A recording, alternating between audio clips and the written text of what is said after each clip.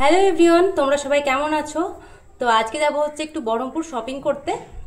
তো ব্যাপারটা হচ্ছে যে ভাইয়ের কলেজে ফ্রেশার্স আছে, যার জন্য ও নতুন কুর্তা নিবে। তো তাই একটু ওর ভাইয়ের একটু শপিং করবো। আমার নিজের কোনো শপিং নেই আজকে করার, তো ভাইয়ের শপিংটা করতে যাব। তো চলো, আমি তো রেডি হয়ে গেছি। এখন ভাইয়ের এখন রেডি হওয়া হয়নি, ও রেডি হয়ে যা, দেন বহরমপুর যাব। আমি এখানে আধ ঘন্টা ধরে রেডি হয়ে বসে আছি। হ্যাঁ, আর একজন রেডি হওয়ারই নাম নেই। আধ ঘন্টা ধরে আমাকে রেডি হতে বলে আধ ঘন্টা ধরে আমি বসে আছি। আধ ঘন্টা পরে ওর হয়েছে কমপ্লিট। তো চলো এখন যাওয়া যাক। আমরা অটো থেকে নেমে গেছি, নেমে এখন হাঁটছি। তো ফার্স্টে যাব হচ্ছে এম বাজার। তো এম বাজারে যাওয়ার পর দেখি আর কোথায় কোথায় যাই।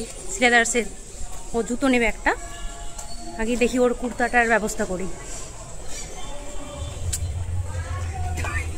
তুই আয় ক্যামেরায়, এত লজ্জা পাই ক্যামেরায় আসতে। দেখ দেখ এটা।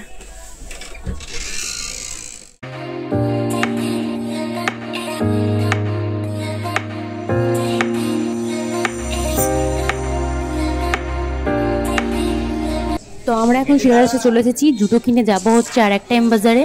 আগের এম বাজারে কুর্তাগুলো খুব একটা পছন্দ হলো না, সেই কারণে আর একটা এম বাজারে আসা হলো। তো এখানে দেখি কুর্তার কালেকশনগুলো কেমন আছে, যদি পছন্দ হয় এখান থেকেই নিয়ে নেওয়া হবে।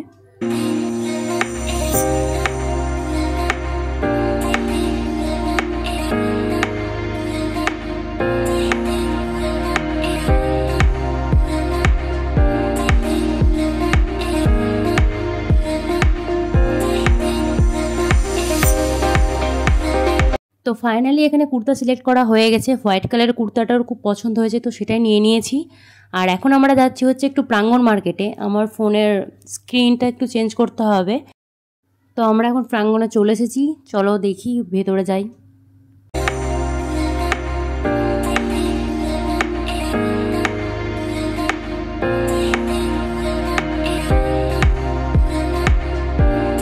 তো আমরা এখন চলে এসেছি হচ্ছে দই ফুচকা খেতে। এই কাকুটা ভীষণ ভালো দই ফুচকা বানায়।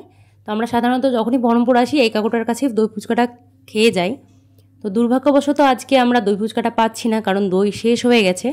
তো তাই আমরা 2 প্লেট চাট ফুচকা অর্ডার করেছিলাম। তো কাকুটা খুব কম বাজেটের মধ্যেই এত সুন্দর ফুচকা বানিয়ে দেয়। সাধারণত আমি সেটা বহরমপুরে অন্য কোথাও আমি দেখতে পাই না বা পাওয়া যায় না এরকম। তো তোমরা চাইলে কাকুটার কাছে এসে ট্রাই করতে পারো। কাকুটা হচ্ছে তোমার লালদিঘির ধারেই বসে, খুব টেস্টি ফুচকা বানায়। আজকের ব্লগটা এখানেই এন্ড করছি। যদি ভালো লেগে থাকে লাইক, কমেন্ট অ্যান্ড শেয়ার করবে, আর কমেন্ট সেকশানে অবশ্যই জানাবে। তো দেখা হচ্ছে নেক্সট ভিডিওতে। বাই।